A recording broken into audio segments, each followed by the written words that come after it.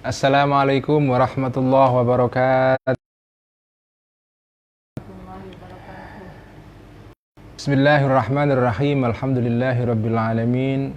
Wassalatu wassalamu ala asyrafil anbiya'i wal mursalin sayyidina wa habibina wa maulana wa qurrati a'yunina Muhammadin wa ala alihi wa ashabihi wa man tabi'ahum bi ihsanin ila yaumiddin. Rabbi shrah li sadri wa yassir li amri wa hlul 'uqdatam min lisani yafqahu qawli. Rabbi zidna ilma warzuqna fahma, amin ya rabbal alamin. Amma ba'du. Teman-teman semua, mari kita teruskan ngaji Al-Munqidh Minadh Dhalal di halaman 48. Mari kita mulai dengan menghadiahkan Al-Fatihah kepada kitab muallif kitab Ihya dan kitab Al-Munqidh Minadh Dhalal, yaitu Imam Ghazali. Ala hadhin niyyah wa kulli niyatin shalihah. Al-Fatihah. A'udzubillahi minasyaitonir rajim. Bismillahirrahmanirrahim. Alhamdulillahirabbil alamin arrahmanir rahim maliki yaumiddin. Iyyaka na'budu wa iyyaka nasta'in ihdinas siratal mustaqim siratal ladzina an'amta 'alaihim ghairil maghdubi 'alaihim waladdallin. Amin. Bismillahirrahmanirrahim. Qala al-muallif rahimahullahu ta'ala wa nafa'ana bihi wa bi 'ulumihi fid dharain amin. Rabbi yassir wa a'in. Wa qad kanat ta'attushu ila daraki haqa'iqil umuri da'bi wa daidani min awwali amri wa ray'ani umri gharizatan wa fitratan min Allah ta'ala wa dha'aha fi jibillati la bi ikhtiyari wa khilati. Wa qad kanat ta'attushu, dan ada rasa haus, curiosity, ingin tahu, ila daraki haqa'iqil umuri, untuk ila darki atau ila daraki, ya, untuk mengetahui inti segala sesuatu, ya. Da'abi adalah kebiasaanku, wadaidani dan sama kebiasaanku. Min awwali amri wa ray'ani umri, dari sejak awal mula kehidupanku, wa ray'ani umri, dan masa muda umurku, gharizatan, ya. Ini bisa tarkibnya sebagai hal, ya. Gharizatan sebagai, ya, atau bisa juga di dalam bentuk apa itu, sebagai tamyiz juga bisa, hal juga bisa, ya. Gharizatan wa fitratan, sebagai ghariza. Ghariza itu adalah sesuatu yang tertanam dalam diri kita, watak, ya. Wa fitratan minallahi ta'ala, ya, fitrah dari Allah Ta'ala. Wada'aha fi jibillati, Allah menaruh kebiasaan ini, ghariza dan fitrah ini, fi jibillati. Jibillah itu artinya adalah cetakanku, dalam kebiasaanku, di dalam konstruksi diriku, itu jibillah, ya. La bi ikhtiyari wa khilati, bukan karena kemauanku. Jadi Al-Ghazali mengaku di sini bahwa kebiasaan beliau sejak muda itu kepingin memang mengetahui hakikat segala sesuatu sampai sejauh-jauhnya. At-ta'attush, ya, istilahnya adalah at-ta'attush, curiosity, ingin haus, ingin mengetahui segala sesuatu. Itu adalah wataknya Imam Ghazali sejak muda. Karena watak seperti ini, beliau belajar terus sampai setinggi-tingginya, hattan halat, sehingga menjadi mereteli atau pudar, ucul, ya, menjadi lepas ani rabitatu taqlidi, dariku, ya, rabitatu taqlidi, ikatan taklid. Karena beliau memang kepingin mengetahui hakikat segala sesuatu, belajar terus sampai taklid, ya, itu hilang atau pudar dari beliau. Artinya beliau sudah enggak lagi pada level taklid, sudah bisa berpikir sendiri secara independen. Karena beliau memang punya kemampuan untuk mengetahui segala sesuatu sampai ke sedalam-dalamnya. Kalau orang yang taklid itu kan orang yang informasinya mengenai sesuatu kan terbatas, ya, dangkal. Al-Ghazali enggak begitu. Wangkasarat alayyal aqaidu, dan hancur, lebur, menjadi hancur semua alayya terhadapku al-aqaidu semua akidah-akidah al-mauruthatu yang diwarisi dari orang-orang tua, keyakinan-keyakinan yang diwarisi dari orang tua hilang semua karena beliau sudah nggak lagi taklid, jadi beliau bisa berpikir sendiri. Jadi semua gagasan-gagasan, opini-opini, kepercayaan-kepercayaan yang diwarisi dari leluhur itu pecah semua, hancur lebur semua ya. Ala qurbi ahdin bisin nisiba, dalam keadaan masih dekat ya dengan bisin nisiba, tahun atau umur kanak-kanak. Artinya Al-Ghazali pada usia yang masih sangat muda itu sudah bisa berpikir independen, nggak lagi taklid ya. Idra'aitu sibyanan nasara. Kenapa begitu? Karena idra'aitu, karena melihat aku sibyanan nasara, anak-anak Kristen. La yakunu lahum nusyu'un, tidak ada bagi mereka nusyu'un, pertumbuhan ya, sebagai manusia dari kanak-kanak sampai ke dewasa. Illa alat tanassuri, kecuali tumbuh atas kekristenan. Wasibyanal Yahudi, dan anak-anak orang-orang Yahudi, la nusyu'a lahum, tidak ada pertumbuhan bagi mereka, illa alat tahawudi, kecuali tumbuh atas tradisi keyahudian. Wasibyanal muslimina, dan anak-anak orang-orang muslim juga sama, la nusyu'a lahum illa alal islami, tidak ada pertumbuhan bagi mereka illa alal islami, kecuali atas tradisi Islam. Artinya ini menarik sekali ya. Al-Ghazali mengatakan di sini bahwa umumnya orang-orang itu tumbuh dewasa dari kanak-kanak jadi dewasa itu ya mengikuti tradisi orang tua.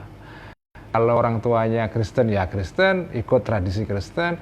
Kalau Yahudi ya ikut Yahudi. Kalau Islam juga ikut Islam. Al-Ghazali mengatakan saya tidak mengikuti pola itu. Walaupun saya belum jauh dari masa kanak-kanak, masih sangat muda maksudnya, saya sudah bisa melepaskan ikatan-ikatan dengan tradisi itu dan mencari sendiri jawabannya. Ini agak sedikit sombong memang di sini Al-Ghazali ya. Agak ya, tapi kenyataannya begitu. Ini tahadduts bin nikmah ya, bercerita mengenai apa yang beliau alami, tidak not bragging, enggak ngomongkan diri, enggak ya. Ya, tapi kesannya bisa dibaca begitu ya. Bisa dibaca sebagai agak sombong. Dan pembacaan seperti ini, pembacaan bahwa ini kesombongan, itu kalau Anda pernah membaca bukunya Muhammad Abid Al-Jabiri ya, seorang intelektual Maroko yang pernah digandrungi sekali oleh para anak-anak muda di Indonesia, para intelektual dan sarjana-sarjana muslim di Indonesia tahun-tahun 90 ya, 2000 awal, sekarang sudah mulai pudar.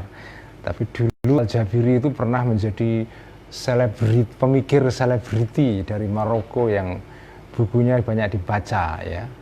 Serial Naqdul Aqlil Arabi, Binyatul Aqlil Arabi, Takwinul Aqlil Arabi itu. Kalau Anda baca salah satu karya Al-Jabiri tentang Ibnu Rushd ketika dia menulis pengantar untuk bukunya Ibnu Rushd Tahafutut Tahafut ya. Ibnu Rushd menulis kitab judulnya Tahafutut Tahafut sebagai jawaban atas bukunya Al-Ghazali judulnya Tahafutul Falasifah yang mengkritik para filosof ya. Nah, Al-Jabiri menerbitkan bukunya Ibnu Rushd ini Tahafutut Tahafut dan dikasih kata pengantar yang panjang sekali, dan nampak sekali di situ Al-Jabiri membela, berpihak kepada Ibnu Rushd dan mengkritik agak keras Al-Ghazali. Dan salah satunya beliau Al-Jabiri mengatakan ya Al-Ghazali ini agak sombong memang. Ya itu ya nggak apa-apa. Ya semua orang kan boleh menafsir ya. Tapi bagi saya ini bukan kesombongan, tapi ini bercerita mengenai keadaan Imam Ghazali waktu masih muda. Jadi waktu masih sangat muda, Al-Ghazali itu sudah punya kemampuan untuk berpikir sendiri karena beliau punya ta'atush ya, at-ta'atush, punya curiosity, punya keinginan tahu yang besar sekali.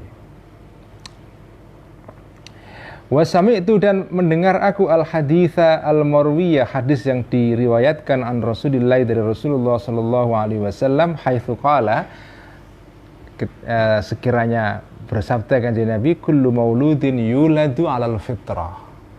Kullu mauludin, setiap anak yang dilahirkan, yuladu dilahirkan 'alal fitrati, menurut fitrah. Fa'abawahu, maka kedua orang tuanya maulud, yuhawwidani, menjadikan Yahudi kedua orang tua ini, hi kepada mauludin tadi, wa yunassiranihi, dan menasranikan dua orang tuanya ini hi kepada maulud, wa yumajjisanihi, dan memajusikan ya kedua orang tuanya ini hi kepada maulud. Jadi hadis ini menarik. Orang-orang mana anak itu ketika dilahirkan itu dilahirkan dalam keadaan fitrah yang bersih. Jadi seperti teorinya John Locke itu, anak-anak itu seperti tabula rasa, seperti papan kosong atau kertas kosong ya. Kemudian lingkungan sekitarlah yang memberikan warna. Kalau lingkungan sekitarnya Islam ya warnanya Islam, kalau Kristen ya Kristen, kalau Yahudi Yahudi. Fataharraka, maka tergerak batinku, Al-Ghazali maksudnya, ila talabi haqiqatil fitrati, untuk mencari hakikatnya fitrah al-asliyati, yang asal. Jadi apa ini fitrah yang asal ini? Jadi Al-Ghazali itu tergugah oleh hadis ini, terpicu oleh hadis ini untuk mencari mana fitrah yang sesungguhnya yang menjadi keadaan awal ketika seorang anak dilahirkan ya. Wa haqiqatil aqaidi, dan hakikatnya akidah-akidah, opini ya, kepercayaan-kepercayaan al-aridati, yang datang belakangan setelah kelahiran seorang anak, bitaqlidil walidaini wal ustadzaini, dengan mentaklid, meniru dua orang tua, wal ustadzina, dan para guru-guru. Ini agak aneh ya, al ustadzina bitaqlidil walidina ya, mengikuti dua orang tua ya, wal ustadzina, dan guru-guru ya. Biasanya kata ustadz itu dipluralkan, dijamakkan dengan mengikuti bentuk asatidz ya, atau fa'ail ya, asatidz. Kalau dijamakkan dalam bentuk mudzakkar salim seperti ini, al-ustadzin, itu agak jarang sebetulnya. Tapi karena supaya satu berima, bersajak dengan walidina, jadi dijamakkan atas jamak mudzakkar salim ya, biar sama. Bitaqlidil walidina wal ustadzina. Ya ini karena alasan stilistika, gaya bahasa ya. Wa tamyizi, dan membedakan baina hadhihi taqlidati, di antara semua taklid-taklid ini ya. Jadi Ghazali kepingin meneliti itu ya, akidah-akidah kepercayaan yang hanya merupakan hasil dari kepercayaan turun-temurun, yang tidak ada basisnya, nggak ada dasarnya ya.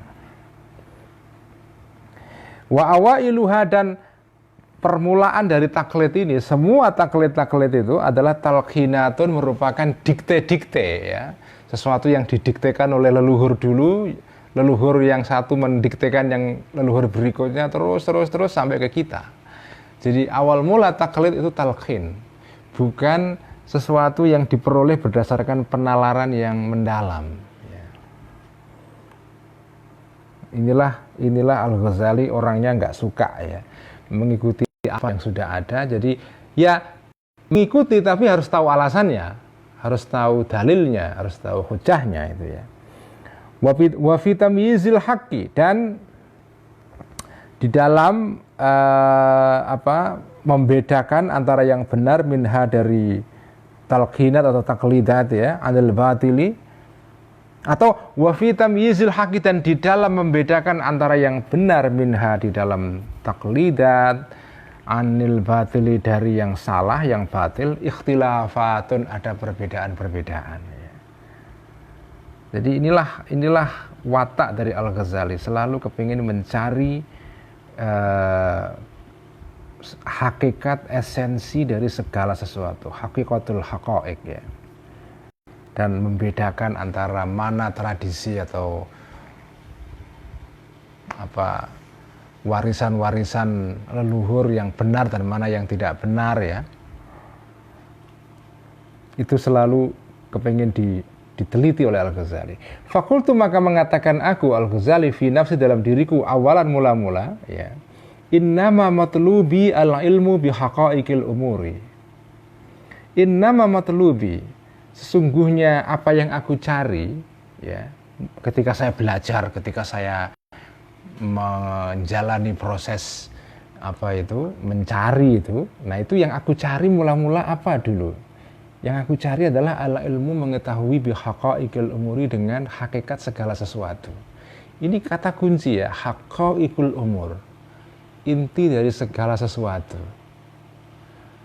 Dan kalau kita baca karya-karya Al-Ghazali, itu memang kecenderungan untuk mencari haqaiqul umur itu menonjol sekali.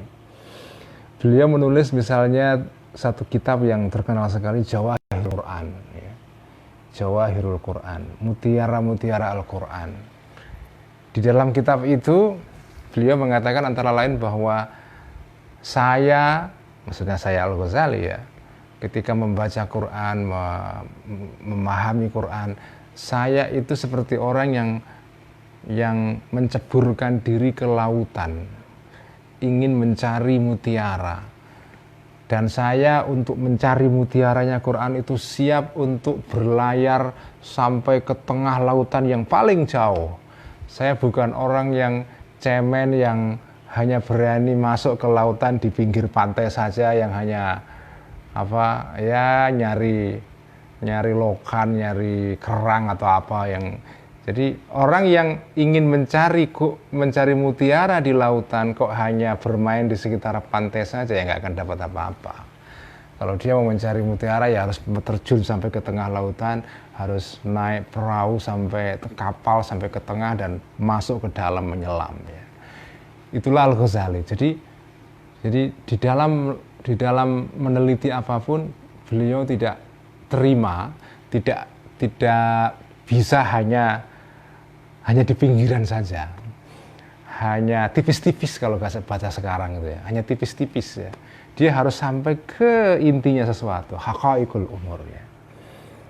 Fala budda, maka tidak boleh tidak, min talabi haqiqatil ilmi, untuk mencari hakikatnya ilmu. Mahia, apa itu haqiqatul ilm itu ya? Apa itu hakikatnya ilmu itu?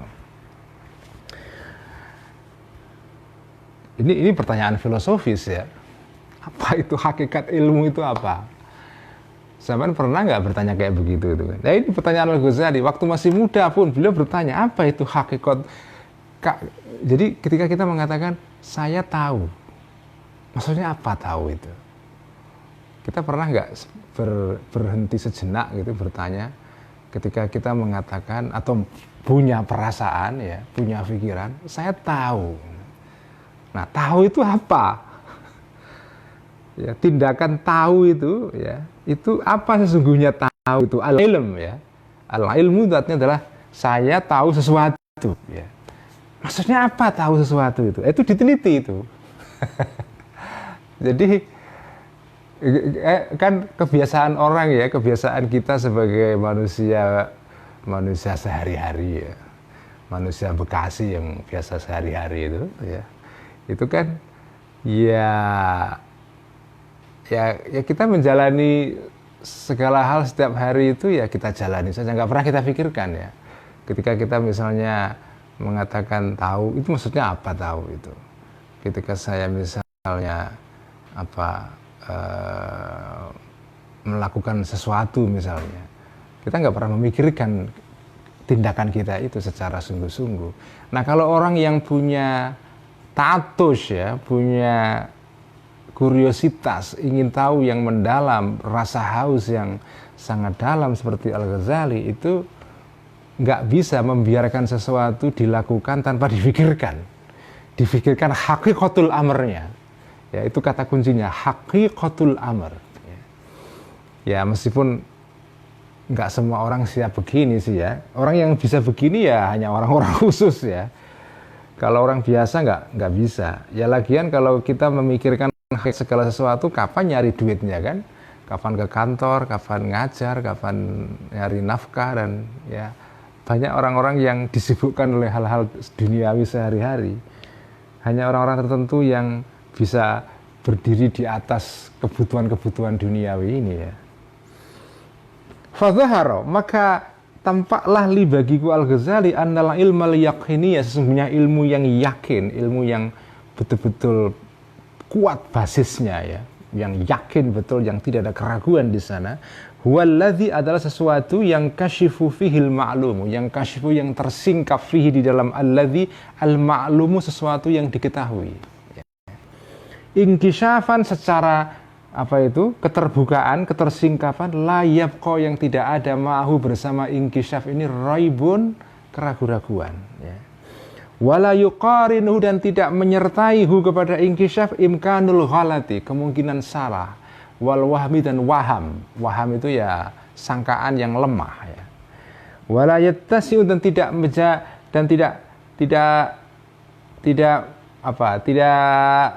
membiarkan, tidak bisa menampung al-qalbu, hati, li taqriri dzalika, untuk menetapkan itu semua tadi itu, keraguan-raguan dan waham tadi itu. Jadi ilmu yang yakin adalah ilmu yang kasyifuhu bil ma'lum ya. Ilmu yang menyingkapkan al-ma'lum secara meyakinkan sehingga tidak ada keraguan di sana ya.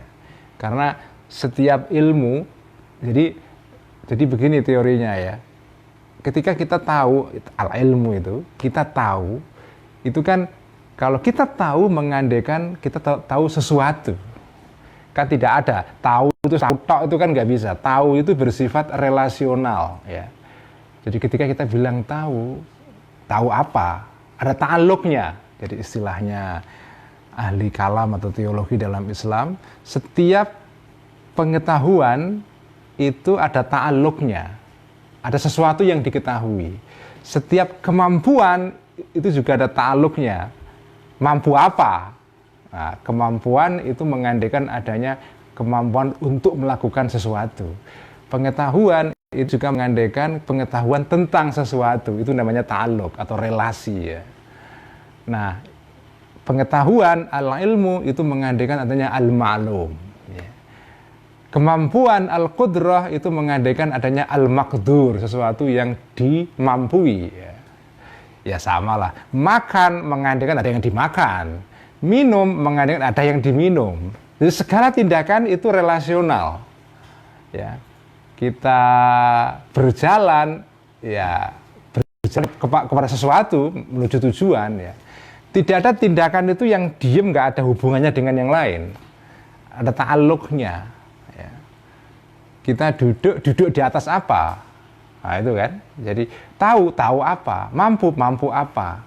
Jadi al-ilmu itu ada selalu mengandaikan adanya al-ma'lum.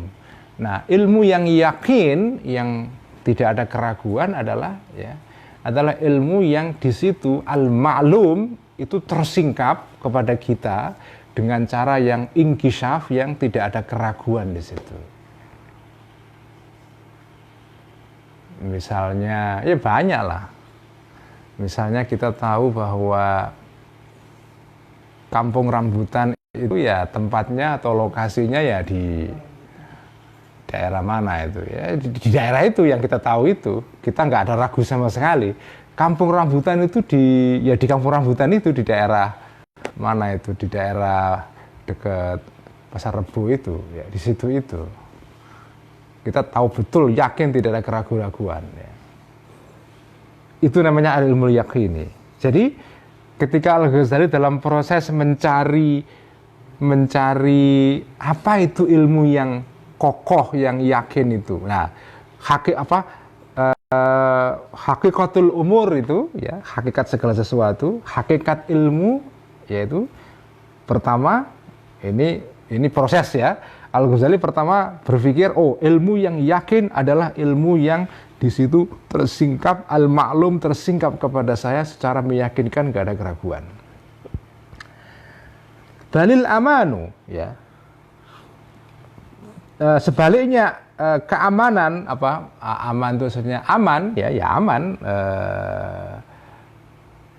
minal khoto'i dari kesalahan ya yang bagi seharusnya yakuna ada ya. Jadi keselamatan atau aman dari kesalahan ya yang bagi ya seyogyanya ayakuna ada al aman tadi itu muqarinan menyertai lil yakini kepada keyakinan muqaranatan kesertaan lautahadda muqaranatan dengan kesertaan lautahadda seandainya menantang biidhari butlanihi dengan menampakkan kesalahannya al yakin ini ya. Masalan umpamanya man seseorang fa'ilnya tahadda yaklibu yang mampu membalik orang ini al hajaro batu zahaban menjadi emas wal aso dan membalik tongkat thu'banan menjadi ular seperti Nabi Musa ya. Lam yurith tidak akan menyebabkan zalika kemampuan seperti ini syakkan keraguan wa imkanan dan kemungkinan. Jadi ilmu yang yakin itu bahkan maksudnya balil amanut bahkan dia ilmu seperti ini aman atau terproteksi ya, terlindungi dari kesalahan. Sehingga begitu rupa sehingga kalau seandainya saking yakinnya, saking tidak mungkin ada kesalahan dalam ilmu ini ya, amannya ilmu ini dari kesalahan itu begitu rupa sehingga seandainya ada orang berkata kepada kita bahwa yang kamu yakini itu salah ya. Buktinya apa? Buktinya saya bisa mengubah batu menjadi emas atau tongkat menjadi ular ya. Artinya kalau ada orang ingin menunjukkan kesalahan pengetahuan kita, apa yang kita yakini dengan menunjukkan semacam kemukjizatan atau semacam tindakan yang seperti magic begitu ya, itu nggak akan membuat kamu ragu ya. Jadi kalau kamu misalnya yakin, kamu misalnya bahwa kamu tahu bahwa 1 ditambah 1 tambah 1 itu 2. Kalau ada orang berkata kepada kamu bahwa 1 tambah 1 itu sama dengan 3, bukan 2 seperti yang kamu yakini itu, buktinya adalah bahwa saya bisa menjadikan tongkat jadi ular. Kamu nggak percaya? Ya soal tongkat jadi ular itu memang menakjubkan, tapi itu tidak akan mengubah keyakinanku bahwa 1 tambah 1 sama dengan 2. Ya. Itulah namanya ilmu yang yakin. Jadi ilmu yang ilmu yang menimbulkan keyakinan, di mana keyakinan itu nggak akan gingsir, nggak akan bergeser, walaupun ada orang menunjukkan tindakan-tindakan yang menakjubkan kekeramatan kepada kamu, nggak akan mengubah sedikit pun keyakinan kamu. Kalau sudah sampai ke level itu namanya keyakinan, ya. Ilmu yang meyakinkan itu. Fa ini karena sesungguhnya aku idza alim itu jika tahu aku annal asyrata sesungguhnya 10 aktsaru lebih banyak minat salasati dari 3. 10 itu lebih besar daripada 3. Saya tahu itu, yakin, saya nggak ragu sama sekali. Falaqal maka seandainya berkata li kepada qailun seseorang, lah enggak, 10 itu tidak lebih besar daripada 3. 10 itu lebih kecil daripada 3. Nah, ada orang mengatakan begitu. Balik salah satu sebaliknya 3 itu aksaru lebih banyak minal asyati daripada 10. 3 itu lebih gede daripada 10 kata orang ini ya. Dalilnya apa? Buktinya apa? Bidalili anni, dengan bukti sesungguhnya aku aklibu bisa mengubah hadhil asa tekan ini atau tongkat ini thu'banan sebagai ular ya. Waqalaba dan berhasil betul-betul bisa mengubah orang ini kepada tongkat tadi itu menjadi ular maksudnya. Wa syahadtu dan menyaksikan aku zalika kejadian ini minhu dari orang ini. Dia memang mengherankan kok bisa dia mengubah tongkat jadi ular itu ya. Nah, kalaupun ada orang seperti ini ingin menimbulkan keraguan-raguan kepada diri saya mengenai pengetahuanku tadi, bahwa 10 itu lebih gede daripada 3, lam asyukka, tidak akan ragu aku, bisa babi dengan sebab orang yang bisa membalikkan tongkat jadi ular ini, fi ma'rifati, di dalam pengetahuanku. Walam yahsul, dan tidak akan terjadi li kepadaku minhu, terhadap orang ini, illa ta'ajubu, kecuali saya heran.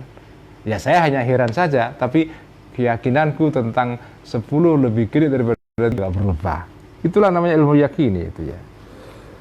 Illa ta'ajubu, kecuali heran min kaifiyati kudrati, terhadap cara kemampuannya orang ini alaihi, terhadap mengubah tongkat jadi ular tadi itu.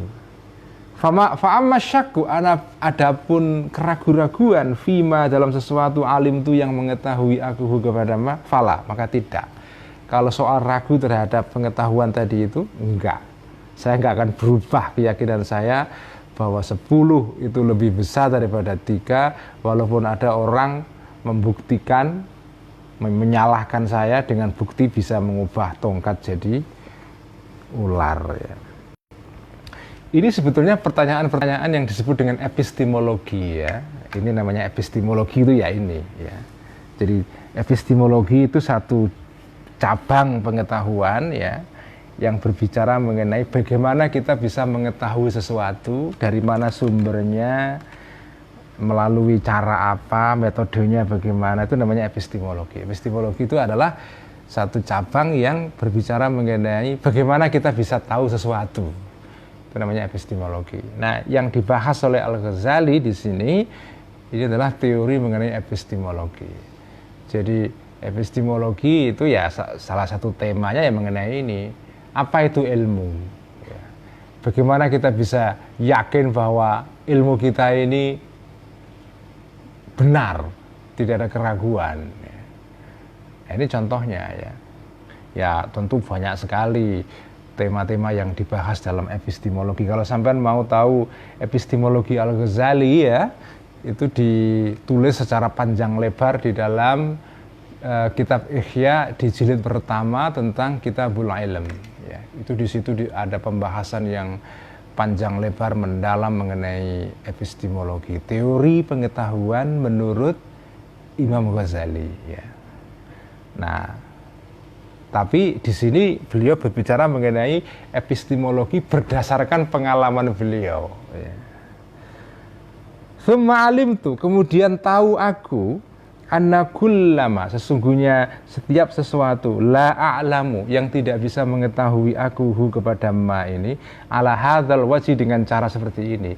Kalau ada pengetahuan kok tidak mencapai level ini, ya, ini menurut kesimpulanku, Al-Ghazali maksudnya, wala atayaqqanu, yang dan tidak meyakini aku kepada ma, pengetahuan tadi itu, hadzan nau'a,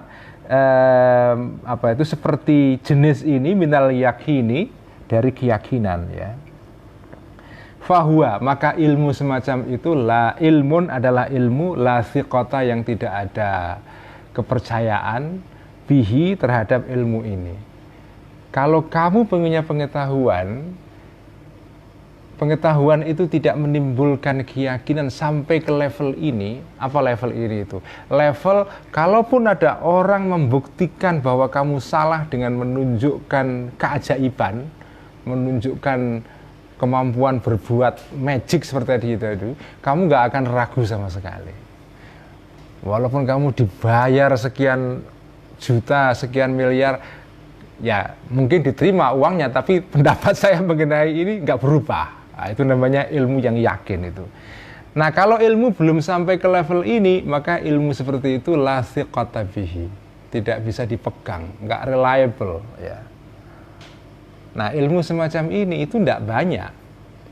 Ya, banyak, cuma sebagian besar ilmu-ilmu atau yang kita sangka ilmu hari-hari ini ya, informasi melalui Twitter, melalui Facebook, melalui surat kabar, majalah, macam-macam.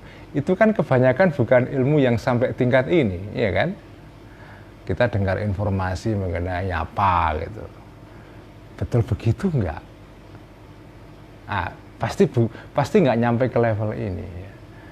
Pengetahuan yang kita ketahui sehari-hari itu kebanyakan tidak sampai ke level ini, nggak nyampe, ya. Tidak ala ilmu yaqini itu ya. Wala amanah, dan tidak ada keamanan, tidak ada kenyamanan ma'ahu dengan ilmu yang seperti ini. Wa kullu ilmin, dan setiap ilmu la amanah yang tidak ada keamanan, tidak ada rasanya aman ma'ahu bersama ilmu ini karena masih ada keraguan, maka falaisa, maka tidak ada ilmu seperti ini bi ilmin yaqiniyin, sebagai ilmu yang yakini ya.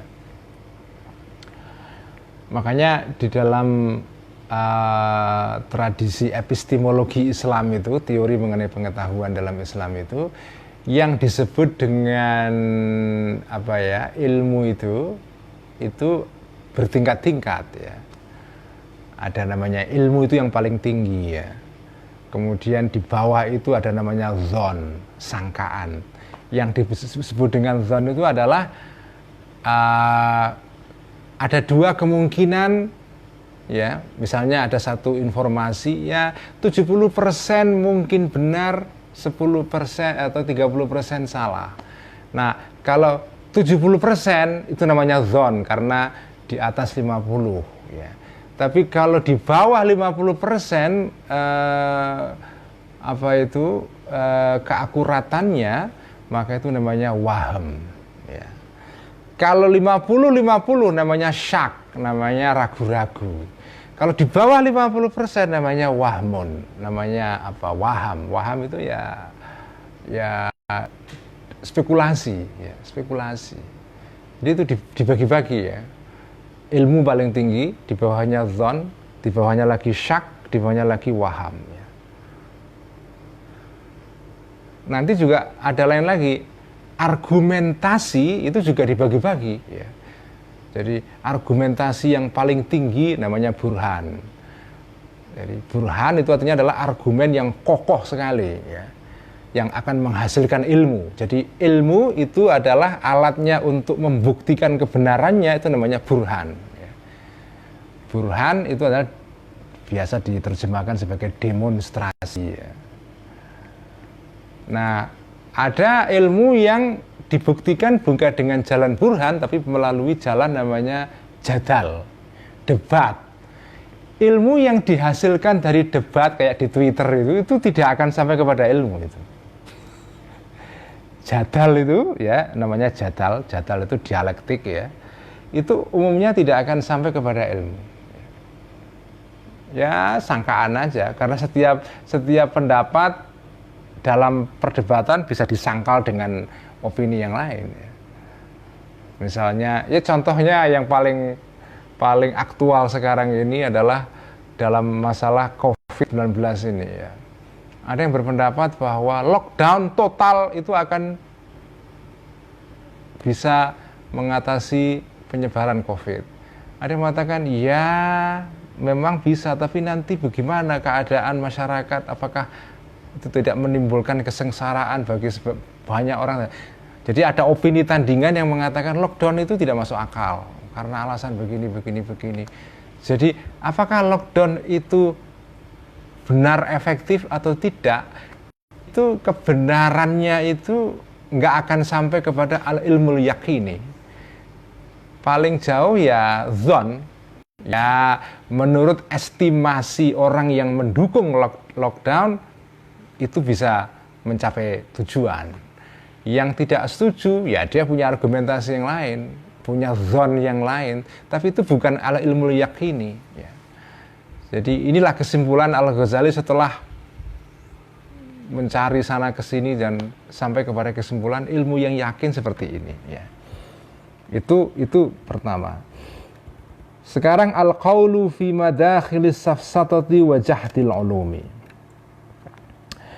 Al-qaulu ini adalah pembahasan fi madakhilis safsatati, di dalam jalan-jalan masuknya ya, artinya sumber dari safsatah ya.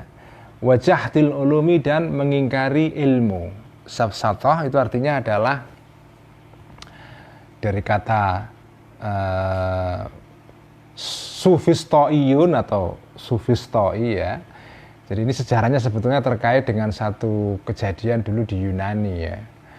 Dalam eranya dulu Socrates ya, Plato, Aristoteles, itu ada sekelompok orang yang itu banyak dibahas di dalam bukunya Plato dan Aristoteles ya, dalam sejarah Yunani, yang kemudian informasi ini diteruskan juga dibahas oleh para ulama Islam ya, dan menjadi pembahasan penting gitu. Jadi di Yunani dulu itu ada orang namanya orang sofis ya. Orang sofis itu adalah orang yang suka mendebat segala hal. Jadi orang ini tidak ingin mencari kebenaran. Pokoknya kalau ada orang percaya kepada sesuatu didebat, apapun itu ya. Pokoknya orangnya ini tengil lah kira-kira gitu ya. Orang yang kepingin membuat orang ragu terhadap apa saja. Yang dalam istilah sekarang disebut sebagai orang yang relativis ya. Orang yang tidak percaya bahwa ada kebenaran. Setiap kebenaran bisa dihancurkan dengan keraguan-raguan. Itu namanya orang sofis ya.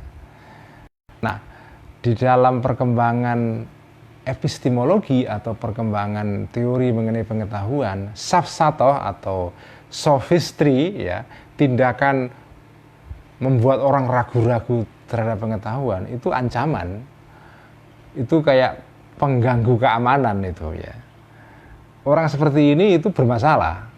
Dan ini tugas para filosof dan para ulama untuk membela pengetahuan. Karena kalau pengetahuan tidak ada, semua serba relatif, semua nggak ada kebenaran, ya repot ya. Jadi sekarang Al-Ghazali berbicara akan membahas mengenai jalan dari mana orang-orang sofis ini bisa masuk untuk menyerang pengetahuan kita ya, dan bagaimana menjawabnya ya. Tsumma fatashtu. Nah, jadi ini proses yang menarik ya. Jadi saya, Al-Ghazali maksudnya, setelah mencari sana kemari sampai kepada kesimpulan bahwa ilmu yang yakini, yang meyakinkan adalah ilmu yang sampai ke tingkat seperti tadi itu. Kalau ditantang orang dengan dibuktikan dengan magic atau dengan mukjizat pun, saya nggak akan goyah ilmuku. Itulah ilmu yang yakini. Nah, sekarang kalau ada orang meragukan ilmu seperti itu bagaimana? Nah, ini sekarang dibahas ini. Tsumma fattashtu. Kemudian meneliti aku an ulumi, terhadap ilmu-ilmu yang aku punyai. Fawajadtu, maka menjumpai aku nafsi diriku atilatan, kosong, an ilmin, dari ilmu, mausufin, yang disifati, bihadhis sifati, dengan sifat seperti ini. Illa fil khissiyati, kecuali di dalam ilmu-ilmu yang bersifat khissiyat, yang bisa diindra ya. Ilmu-ilmu yang sensual, maksudnya sensual itu yang bisa dilihat, bisa diindra ya, dengan panca indera kita. Wad daruriyati, dan ilmu-ilmu yang bersifat daruri, yang bersifat spontan, yang nggak bisa ditolak karena pengetahuan itu begitu jelasnya ya. Jadi Al-Ghazali setelah dia tahu apa itu definisi yang yakini, kemudian Al-Ghazali mencoba meneliti ilmu-ilmu yang aku pelajari di sekolah selama ini. Itu tampaknya kok nggak sampai ke level ini. Ya. Ilmu fikih, ilmu apa itu nggak sampai ke level ini itu. Apalagi fikih. Fikih itu semua dhanniyat sebagian besar ya. Ilmu-ilmu di dalam ilmu fikih itu dhanniyat sebagian besar. Kecuali yang ada yang ijma', yang jelas-jelas ada ayat hadisnya, tapi kan sebagian berarti istihad. Istihad itu kan dhanni. Al-Ghazali ilmu sebagai ahli fikih ya, karena beliau ngarang kitab fikih juga, ngarang kitab usul fikih. Beliau diteliti ilmu-ilmu fikih, nggak nyampe ke level ini, nggak nyampe ke al-ilmul yaqini itu. Semua dhanniyat ya. Jadi sebagian besar ilmuku itu ternyata tidak ilmu yaqini. Kecuali ilmu-ilmuku yang bersifat khissiyat ya. Ilmu khissiyat itu artinya begini, jadi ilmu itu ada khissiyat, ada daruriyat, ada badihiyat, ada 3 jenis ilmu ya. Jadi ilmu pertama, ilmu khissiyat, ilmu yang berdasarkan panca indera kita ya. Misalnya ya, ketika saya pegang gelas ini, tumbler ini, ketika saya pegang, lihat dan saya pegang ya. Ketika saya memegang barang ini, maka dari penglihatan dan kegiatan saya memegang tumbler ini, kemudian timbul pengetahuan dalam diri saya yang tidak bisa diragukan bahwa ya ada barang ini nih, gelas warna apa ini, warna merah ini. Ada barang terbuat dari plastik yang warna merah ini isinya adalah air untuk diminum. Itu namanya pengetahuan. Pengetahuan seperti ini pengetahuan yang yakin betul, karena nggak mungkin ya ada barangnya kok, masa nggak mungkin diragukan. Namanya ilmu yakini. Jadi Al-Ghazali ketika meneliti ilmu-ilmu yang dia punyai, itu nggak ada yang sampai ke kategori ilmu yakini, kecuali ilmu-ilmu yang khisyat seperti ini, ilmu bahwa dia ada gelas atau dia punya rumah, saya tahu saya punya rumah misalnya, itu namanya khisyat. Ilmu-ilmu yang berdasarkan penglihatan mata, pendengaran atau perabaan atau penciuman atau perasaan, maksudnya cecap ya, yang diindera dengan 5 indera itu namanya ilmu khisyat. Ilmu khisyat itu ilmu yang meyakinkan karena kita rasakan sendiri ya, kita lihat sendiri, kita dengar sendiri ya. Nah, ilmu seperti ini ya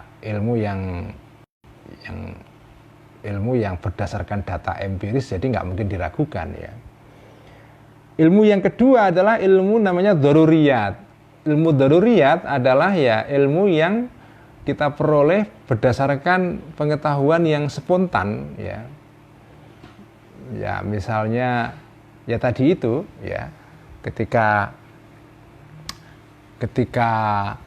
apa itu ketika kita melihat ada tumbler ya, melihat langsung secara doruri, secara spontan kita langsung punya informasi, punya pengetahuan bahwa ada barang yang namanya gelas warna merah ini.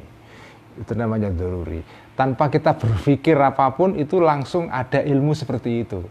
Ketika saya melihat ada misalnya kucing sedang berjalan di depan rumah saya, langsung saya dapat pengetahuan secara spontan, nggak mungkin kita tolak karena itu datang begitu saja kepada pikiran kita. Oh, ada kucing di situ. Ya, ada kucing di situ. Itu ilmu daruri. Ilmu daruri, ilmu adalah ilmu yang datang secara spontan, nggak melalui, nggak seperti misalnya 26 ditambah 70 ada berapa? Itu mikir dulu kita. Itu mikir, itu enggak daruri itu.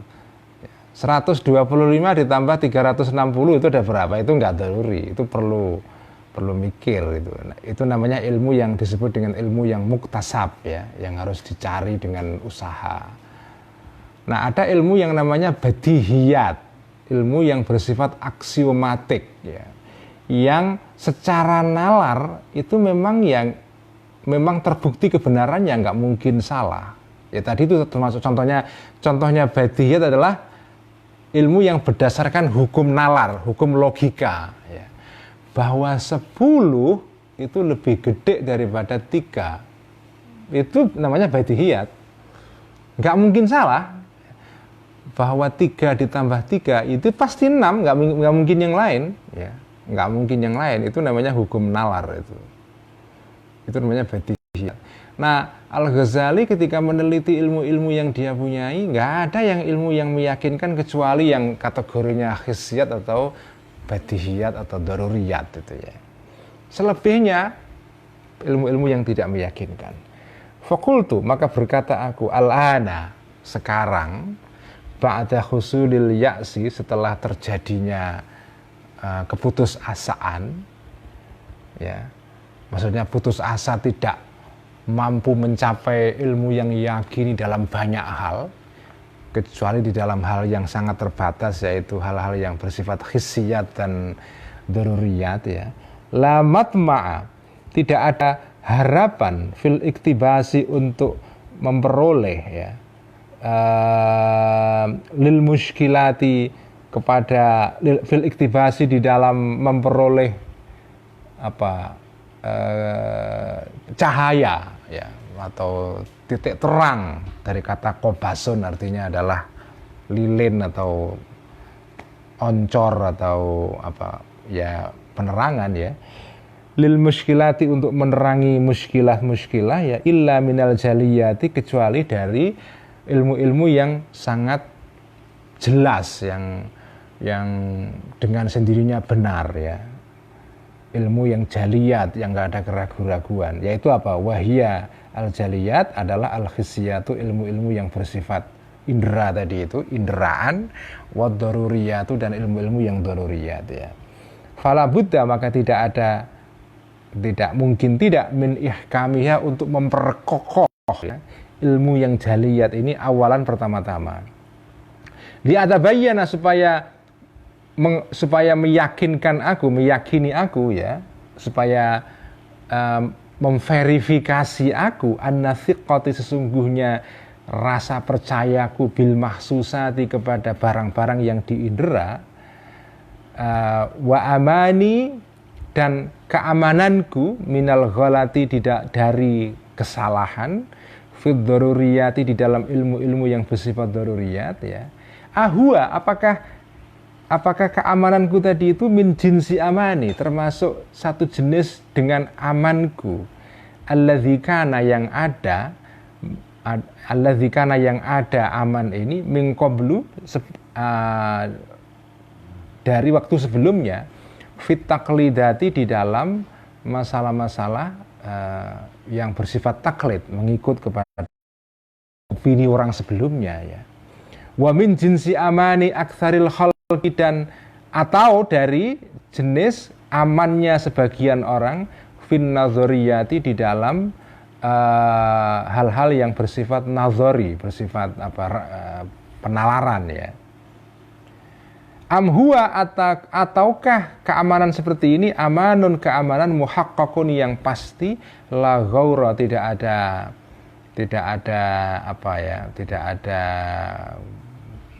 bahaya ya, maksudnya tidak ada ancaman, fihi, di dalam aman ini, wala ghailata, dan tidak ada serangan lahu bagi serangan lahu bagi aman ini ya. Jadi ini proses proses Al-Ghazali mencari kebenaran ya. Jadi setelah saya sampai kepada kesimpulan bahwa ilmu yang bisa dipegang ya, setelah diteliti kan, ilmu-ilmu yang saya punya itu semuanya nggak ada yang sampai kepada ilmu yakini, kecuali ilmu-ilmu yang bersifat hissiyat, yang sumbernya ada panca indera, dan ilmu yang bersifat daruriyat. Udah itu aja, selebihnya nggak ada yang meyakinkan. Nah, karena saya sudah sampai kepada level itu, kemudian saya, ya sudah, ini yang saya punya, ini yang harus saya pegangi. Ini modal saya untuk pengetahuan saya. Ini semacam modalnya, kapitalnya. Karena kalau sudah ini nggak ada, artinya apa? Nggak punya ilmu saya. Nggak ada ilmu yang meyakinkan pada diri saya ya. Kalau sudah nggak ada, bahkan ilmu yang bersifat hissiyat pun nggak saya percaya, udah habis, saya nggak punya ilmu sama sekali ya. Jadi ini kayak Imam Ghazali mencoba untuk mencari kepastian. Ilmu yang pasti yang saya punya sekarang ini, yang jelas hanya ilmu yang bersifat hissiyat dan bersifat daruriyat. Itu yang disebut dengan ilmu-ilmu jaliyat, yang ilmu yang sudah jelas kebenarannya. Ini modal saya. Ya, ini modal yang harus saya pegangi itu ya.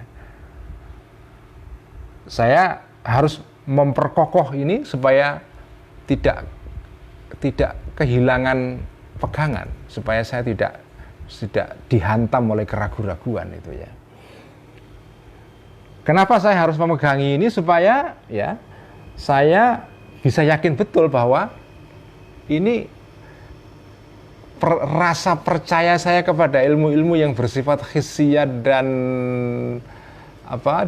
daruriyat ini seperti status keyakinan saya kepada ilmu-ilmu seperti ini, keyakinan yang betul-betul tidak ada keraguan di situ, atau seperti kepercayaan saya kepada pendapat-pendapat yang saya warisi dari orang-orang tua saya sebelumnya, artinya itu tidak mengandung keyakinan sama sekali ya.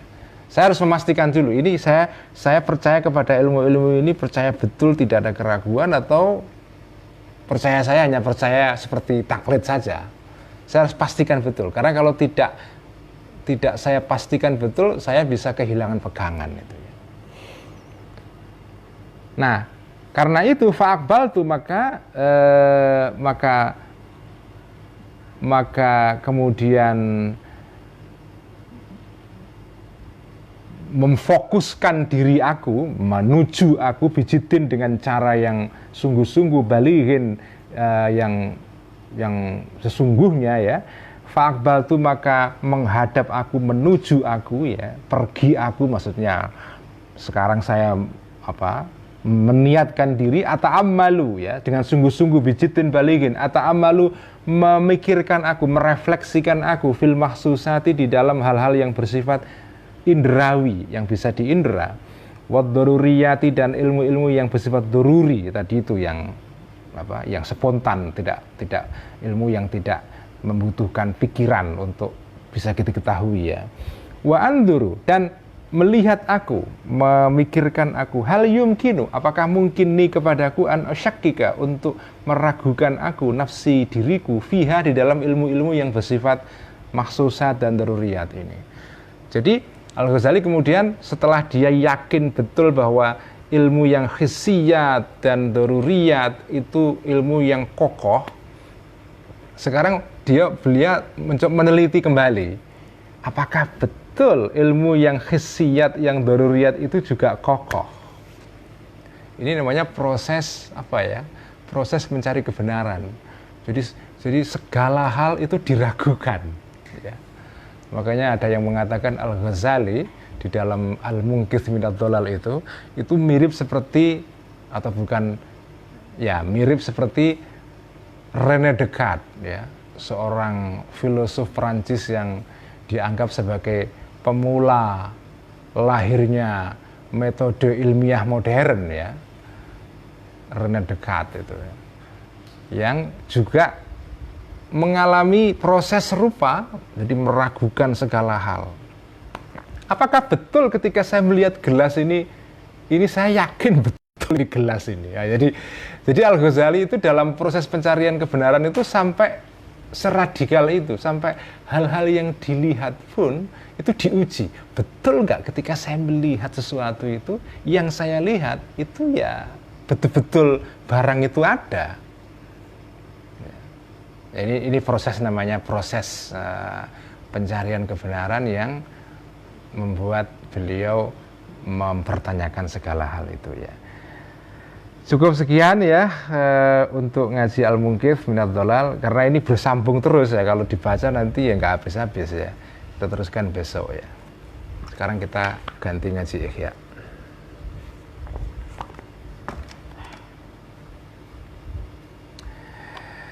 Bismillahirrahmanirrahim. Alhamdulillahirabbil alamin wa bihi nasta'inu ala umuri dunya waddin, wassalatu wassalamu ala asyrafil anbiya'i wal mursalin sayyidina Maulana Muhammadin wa ala alihi wa ashabihi ajma'in, amma ba'du. Qala al-muallif rahimahullahu ta'ala wa nafa'ana bihi wa bi 'ulumihi fid dharain amin, rabbi yassir wa a'in. Kita meneruskan bacaan Ihya dari kemarin di halaman 989 kalau nggak salah ya. Ya, 989 fa'idzan ya. Waqala ba'duhum ya. Waqala ba'duhum di paragraf terakhir ya. Paragraf terakhir halaman 989. Bismillahirrahmanirrahim. Ini masih berbicara mengenai soal mengendalikan syahwat seksual ya. Wa qala, dan berkata ba'dhum, sebagian para sufi-sufi ya, sebagian para sufi. Apa kata mereka? Ghalabat, menaklukkan alayya, terhadap diriku, syahwatku. Aku pernah merasa kalah oleh syahwatku. Fi bad'i iradati, di dalam permulaan keinginanku untuk menjadi murid rohani, murid spiritual ya. Ketika saya baru mulai ingin jadi murid tarekat ya.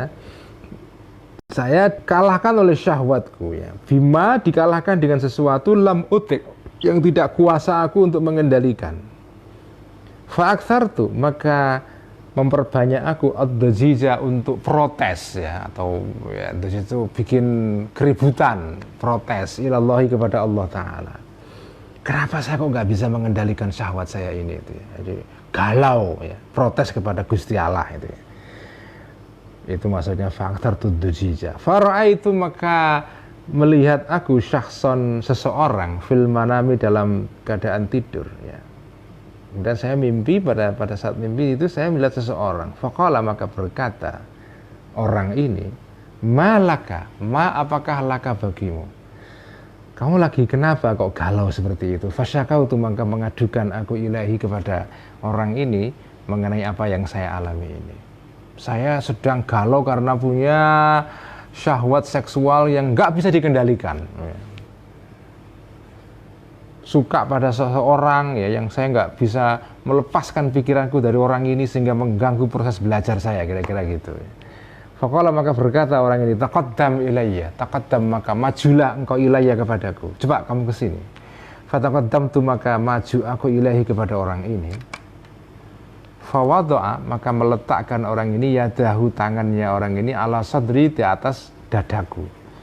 Fawajadtu, maka menjumpai aku bardaha ya, dinginnya tangannya orang ini, fi fuadi, dalam hatiku, wa jami'i jasadi, dan dalam seluruh tubuhku. Saya merasakan apa? Adem ya. Merasa adem karena disentuh oleh orang ini. Adem dan tenang ya. Fa asbahtu, maka apa? Masuk pagi aku, maksudnya besok paginya ya. Ketika pagi hari, waqad zala, dan telah hilang segala keadaan bi, yang ada pada diriku ya.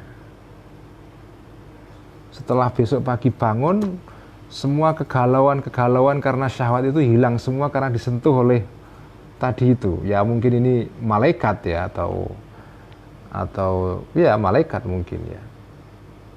Fabaqaitu, maka diam aku, maksudnya saya selama waktu berikut ini saya mu'afan, dalam keadaan disembuhkan, sanatan, dalam waktu setahun. Saya setahun setelah mimpi seperti itu, kemudian tidak lagi merasakan kegalauan karena syahwat tadi itu.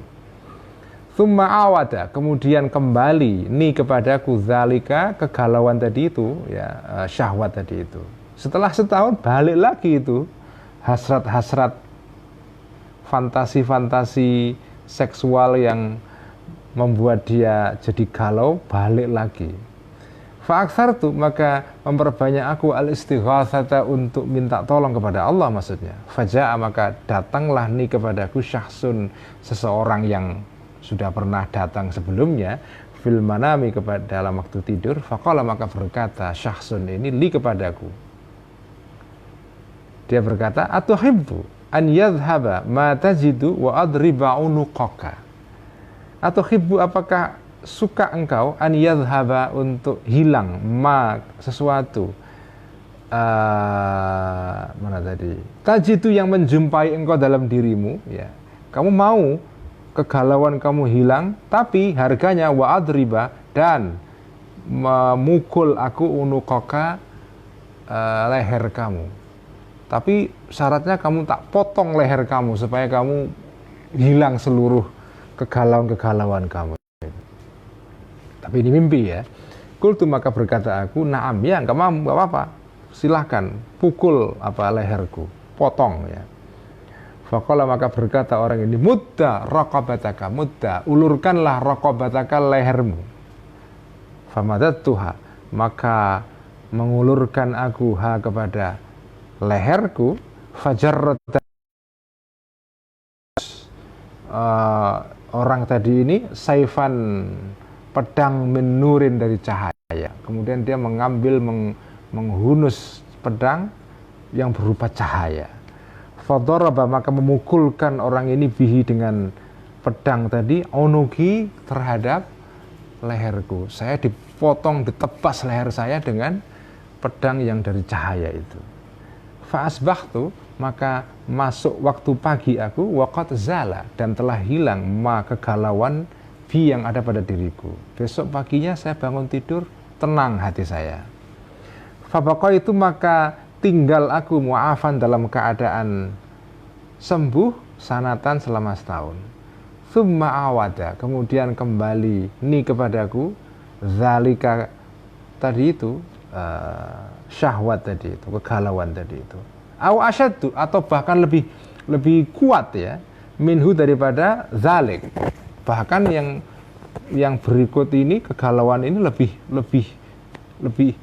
akut lagi ya, levelnya. Fara'aitu, maka melihat aku ka'anna syakhsan, seolah-olah ada seseorang yukhatibu yang mengajak bicara orang ini kepadaku.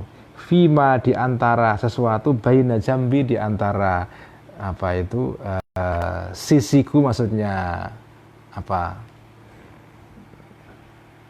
ini bagian sisi apa tubuh kita kiri kanan itu ya, wasodri, dan dadaku. Artinya seolah-olah orang ini mengajak bicara dalam diriku, jadi begitu dekatnya seolah-olah ada dalam diri saya ya. Wayaqulu, dan berkata orang ini, waihaka, celakalah engkau, kam tas'alullaha ta'ala, kam berapa kali tas'alu, meminta engkau Allah ta'ala kepada Allah, raf'ama, untuk menghilangkan sesuatu, la yuhibbu, yang tidak menyukai Allah, raf'ahu, untuk menghilangkan itu.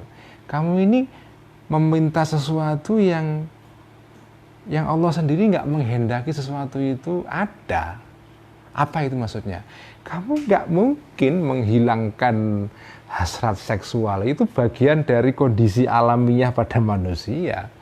Seperti dikatakan Al-Ghazali pada bagian sebelumnya, syahwat jinsiyah atau kehasrat seksual itu ya diperlukan untuk manusia. Karena kalau nggak ada syahwat ini, manusia tidak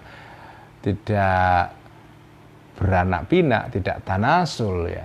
Kalau nggak karena kan hasrat untuk beranak pinak, kawin mawin itu kan karena adanya syahwat ini. Dan syahwat inilah yang bisa menjaga manusia sebagai spesies bertahan terus, nggak punah itu. Jadi kamu kalau ketika meminta kepada Allah menghilangkan syahwat ini, itu ya sama dengan kamu meminta Allah menghilangkan sesuatu yang merupakan tabiat dasar dari manusia, dan itu merupakan sesuatu yang alamiah, nggak mungkin itu. Jadi aneh kamu permintaan kamu itu. Qala, maka berkata ba'duhum tadi itu, sebagian sufi tadi, setelah dia dapat pelajaran seperti ini, fatazawwaztu, maka kawinlah aku, fangqata'a, maka hilanglah zalika, kegalauan tadi itu, ani, dari diriku, wa wulida, dan dilahirkan li, bagiku, anak-anak.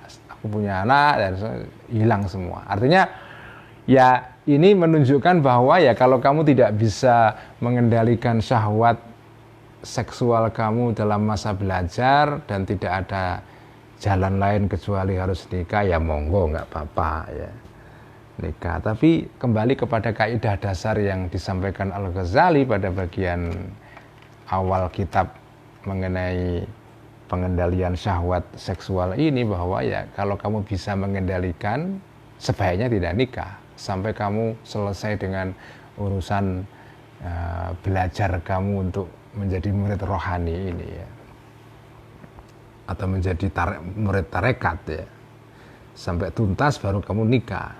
Itu kalau mampu begitu paling baik ya.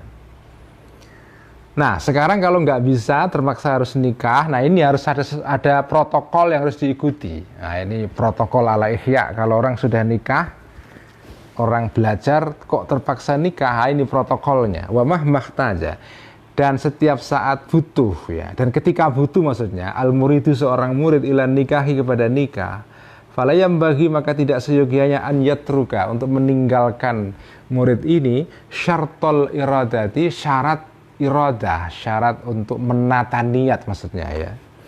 Fibtida'in nikahi, di dalam permulaan nikah, wa dawamihi, dan kelangsungan nikah. Ini dalam bab nikah di kitab Ihya, di apa itu jilid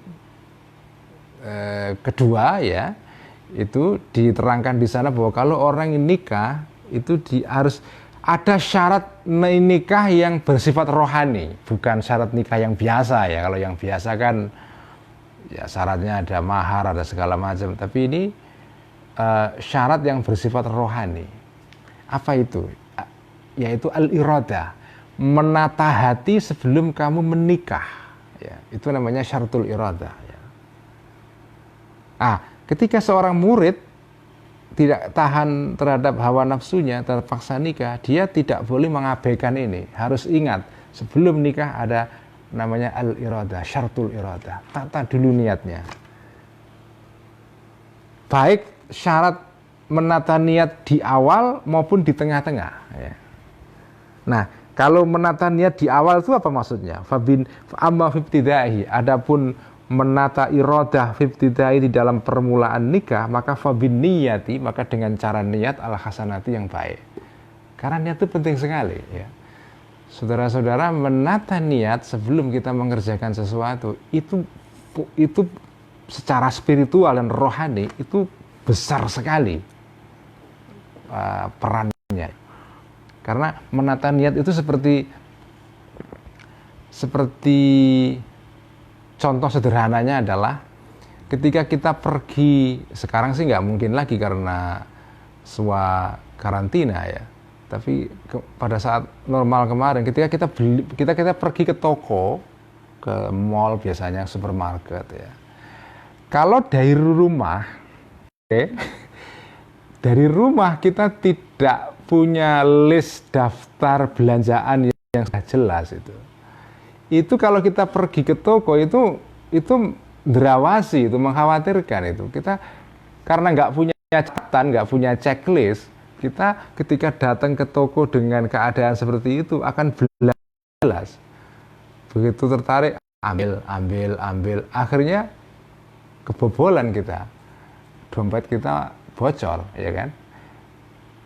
Itulah analogi niat. Kalau kita pergi ke supermarket tidak punya checklist, itu akan kita belanja apa saja dan nggak ada kontrol karena nggak ada niat dari awal. Tapi kalau kita punya checklist, kita punya kontrol. Saya mau pergi ke supermarket, ini jelas tujuannya, ini saya mau beli ini setelah selesai udah langsung ke kasir, nggak terus kelayaban nyari-nyari, akhirnya nggak karu-karuan yang kita beli kan.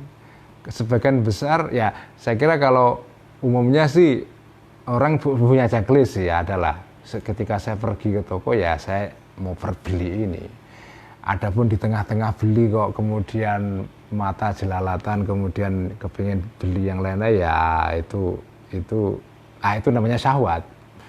Kita mengendalikan diri itu. Jadi itulah niat. Niat pada saat kita memulai mau nikah itu harus punya checklist. Niat yang baik ya. Itu permulaannya. Itulah namanya syaratul iradah ya. Syarat untuk menata iradah, menata gerak hati, kehendak di awal pernikahan dengan cara apa? Niat yang baik ya. Nah, wa fi dawami, dan di dalam kelangsungan nikah, kalau sudah nikah itu juga harus ada iradah juga ya. Bi husnil khuluqi, dengan cara khuluq atau akhlak yang baik, dengan baiknya akhlak. Wasadadis sirati, dan kelurusan tingkah laku, jangan macam-macam, jangan berbuat salah. Wal qiyami, dan melaksanakan bil hukuki, terhadap hak-hak al wajibati, yang wajib. Kama fasalna, sebagaimana menjelaskan, memerinci aku Al-Ghazali, jami'a dzalika, semuanya tadi itu fi kitab adabin nikah, dalam kitab mengenai adabun nikah ya, tata krama nikah atau tata cara nikah, etika nikah ya. Fala nutawwilu, maka tidak memperpanjang aku bi'adatihi, untuk mengulang zalika itu sekali. Jadi intinya ini pelajaran yang bisa kita ambil untuk segala hal sebetulnya ya. Tidak hanya dalam masalah nikah saja ya. Dalam mengerjakan segala hal itu ada namanya syaratul iradah. Ini penting banget. Setiap kita mengerjakan sesuatu, kita harus memenuhi syaratul iradah ini, syarat menata kehendak. Ya. baik di awal maupun setelah pekerjaan itu berjalan. Ad-dawam, ya. Di awal dengan cara apa? Dengan cara menata niat, ya.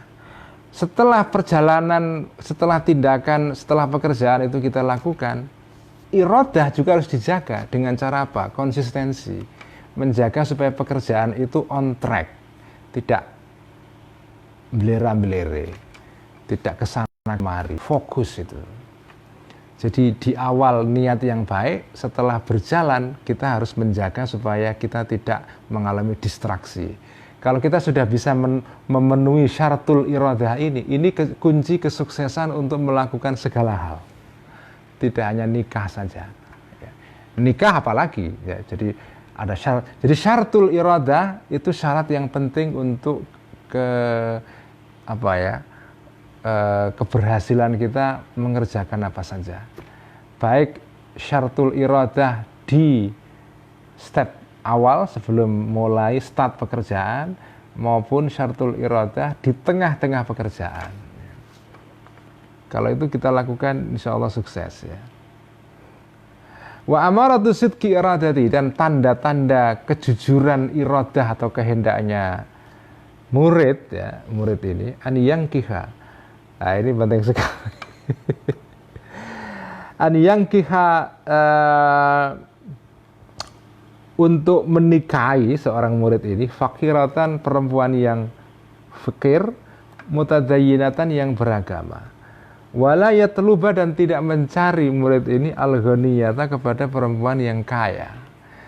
Jadi ini terkait dengan dengan orang yang sedang menjalani perjalanan atau belajar menjadi seorang salik, ya, penempuh jalan spiritual, ya, ikut torekot lah, ya. Ya, tapi tidak harus torekot, ya, pokoknya kalau kamu ingin sedang memperbaiki diri kamu, menaikkan kualitas spiritual kamu, jangan nikah. Tapi kalaupun nikah, kamu nikahnya itu betul-betul nikah yang memang dengan tujuan, ya, untuk itu mengendalikan syahwat itu.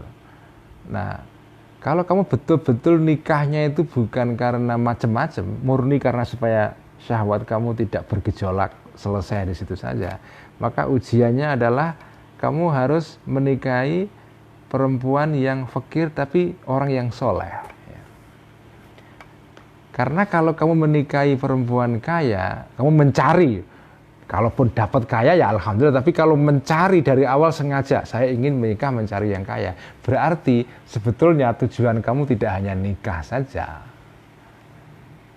Berarti ada tujuan lain, yaitu mencari harta, ya. Tapi kalau tujuannya betul-betul untuk mengendalikan syahwat, ya, cari perempuan yang miskin tapi soleh. Itu bukti bahwa kamu jujur ketika ingin nikah, nikahnya untuk betul-betul mengendalikan syahwat, bukan untuk hal-hal yang lain lagi, gitu, ya.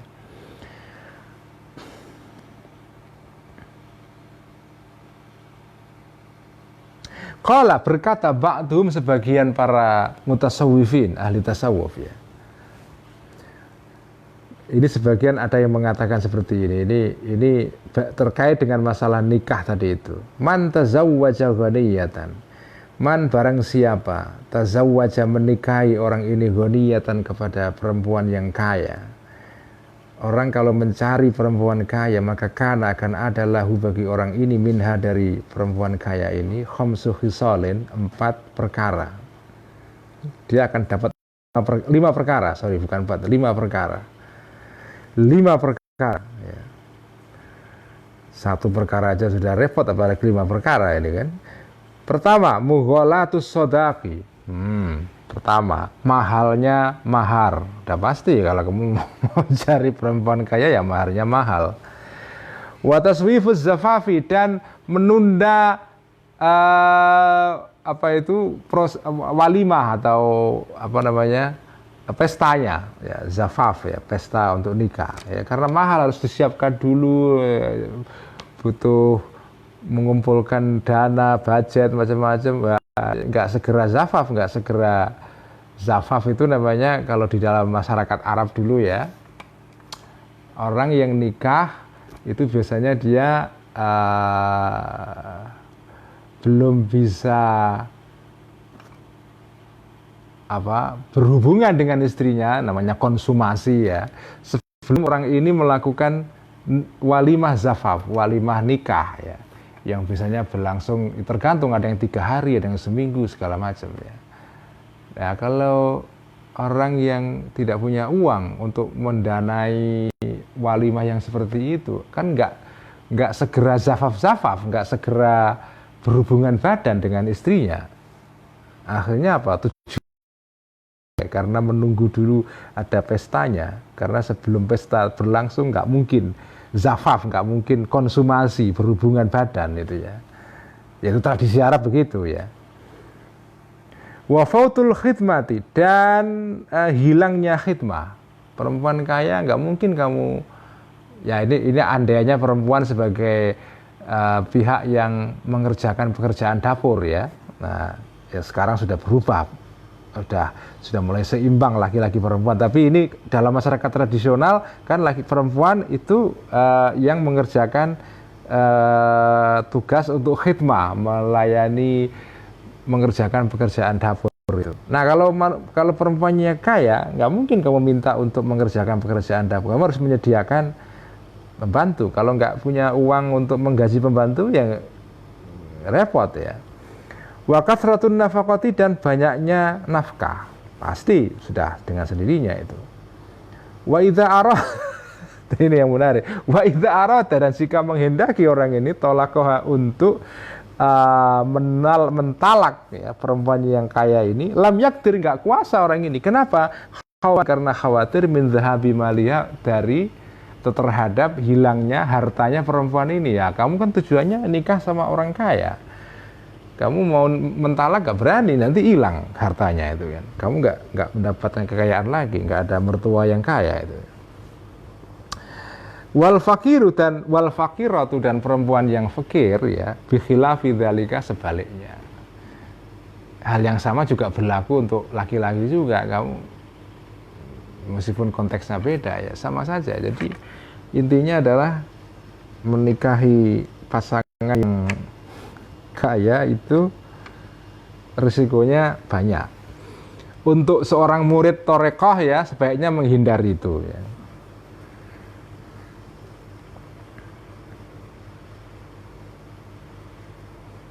Waqala, dan berkata ba'dum, sebagian para ulama ahli tasawuf, yang bagi, ini perkataannya, yang bagi seyogianya antakuna, ada almar'atu, seorang perempuan, dunar rajuli, di bawah laki-laki, bi arba'in, dengan 4 aspek perkara ya. Sebaiknya kalau kamu mengawini perempuan ya, itu kalau bisa perempuan itu di bawah kamu levelnya dalam hal perkara ini ya.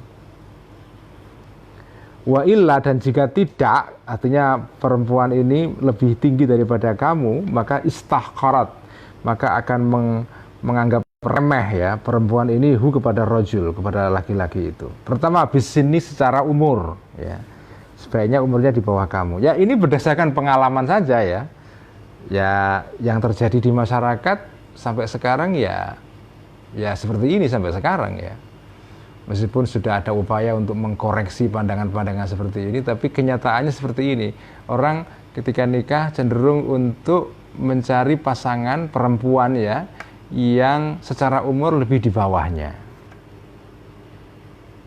Ya sekarang ada juga yang di atasnya, tapi masih jarang itu. Watuli, dan tingginya. Wal mali, dan hartanya, kekayaannya. Wal hasabi, dan dan status sosialnya ya. Wa antakuna, dan ya ini memang ini versi atau pandangan laki-laki memang ini ya. Wa antakuna, dan ada perempuan ini fauqahu, di atasnya laki-laki ini, bi arba'in, dengan 4 perkara ya. Jadi di dalam 4 perkara yang tadi perempuan di bawah laki-laki, tapi dalam hal berikut ini dia di atas laki-laki. Bil jamali, dengan kecantikannya. Ini kayaknya mau menang-menangan aja. Bil jamali, dengan kecantikannya. Wal adabi, dan tata keramanya. Wal khuluqi, dan akhlaknya. Wal wara'i, dan kewirausahaannya, dan kehati-hatiannya dalam menjaga diri supaya tidak memakan barang-barang yang haram ya. Dalam kualitas akhlak, kalau bisa perempuan di atas laki-laki. Dalam hal umur segala macam di bawah laki-laki. Ya, ini apa pandangan dalam masyarakat dulu ya seperti ini ya. Ya tapi ini nasihat bagi orang yang kepingin sukses dalam nikah ya. Dalam pandangan masyarakat tradisional seperti ini ya. Ya mungkin sebagian dari ini masih bisa dipakai sekarang dengan disesuaikan dengan keadaan sekarang. Tapi intinya adalah bahwa dibutuhkan apa ya kiat-kiat tertentu supaya nikah itu sukses, salah satunya dengan cara-cara seperti ini ya. Dan ini harus diketahui oleh seorang murid yang tadi itu murid spiritual rohani yang terpaksa nikah ya, sehingga supaya tidak terganggu, nggak galau dalam proses belajarnya ya, terpaksa nikah. Setelah nikah dia harus mengetahui hal seperti ini supaya dia menjaga tadi itu syartul irodahnya tadi itu, menjaga supaya perkawinannya tidak gagal ya. Jadi selain menjaga niat di awal, di tengah-tengah dia juga harus menjaga supaya tidak gagal perkawinannya dengan cara mengetahui cara-cara untuk menjaga pernikahan itu ya.